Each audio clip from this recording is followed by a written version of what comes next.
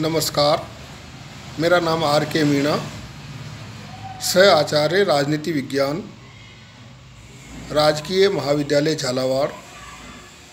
आज हम BA part 3 political science paper 2 में निशस्त्रीकरण के बारे में चर्चा करेंगे कि निशस्त्रीकरण के मार्ग में कौन कौन सी बाधाएं या कठिनाइयां आ रही है।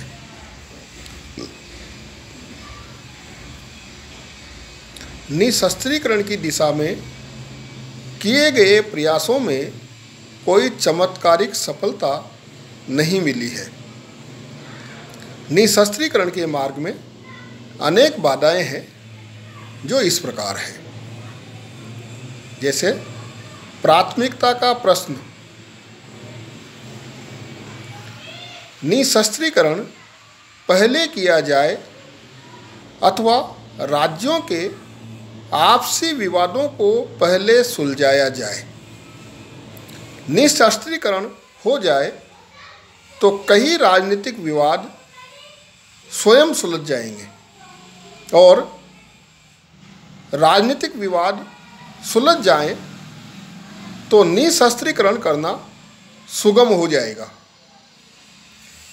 हमारी मूल समस्या यह है कि दोनों में से किस तर्क को ज़्यादा वजनी माने।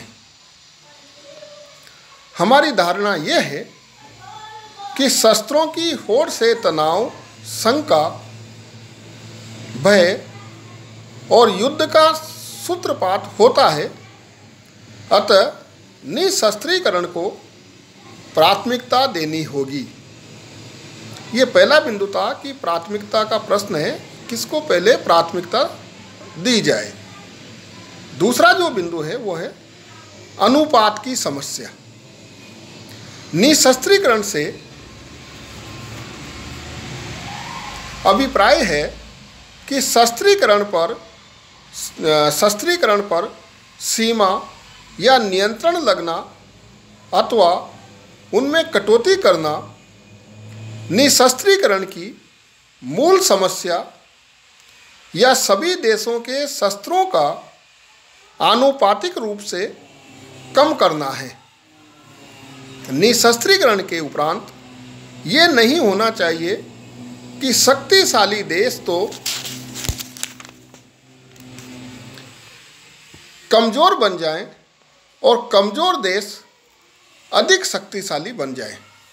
अतः निशस्त्रीकरण में संतुलित अथवा आनुपातिक शक्ति को स्थिर ही रखना पड़ेगा।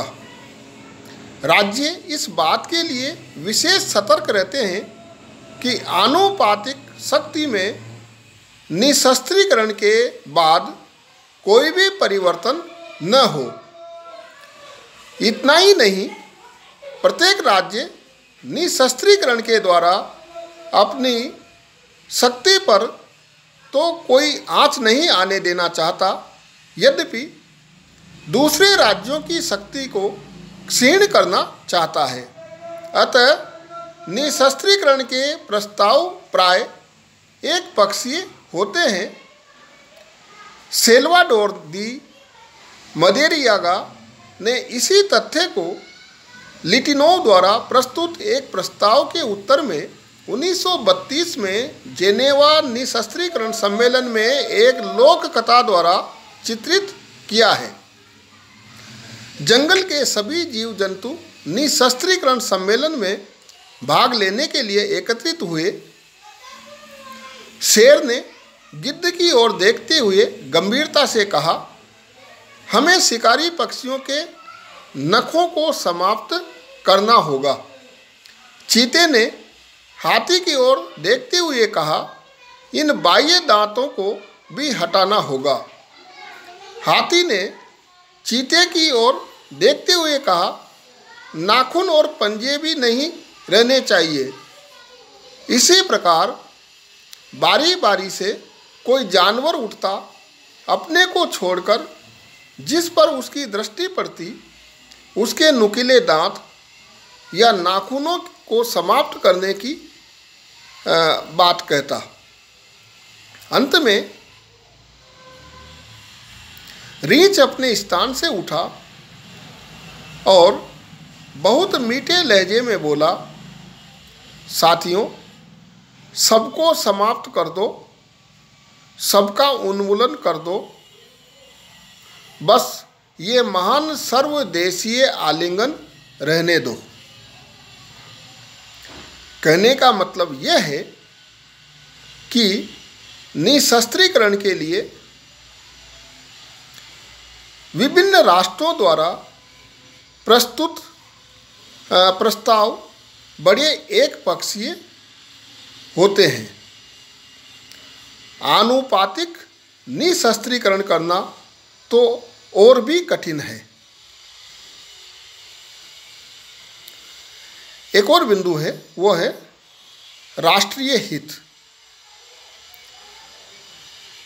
राष्ट्रीय स्वार्थ निशस्त्रीकरण के मार्ग में बहुत बड़ी बाधा है। राष्ट्र सबसे पहले अपने हितों को देखते हैं और उसके बाद अपनी राष्ट्रीय सीमा से बाहर निकलकर आदर्शों में लिपटी हुई भाषा में अंतर्राष्ट्रीय जगत को धोखा देने का प्रयास करते हैं। कोई भी राष्ट्र इसका अपवाद नहीं है। जैसे भारत ने 1968 की परमाणु अप्रसार संधि पर हस्ताक्षर नहीं किए।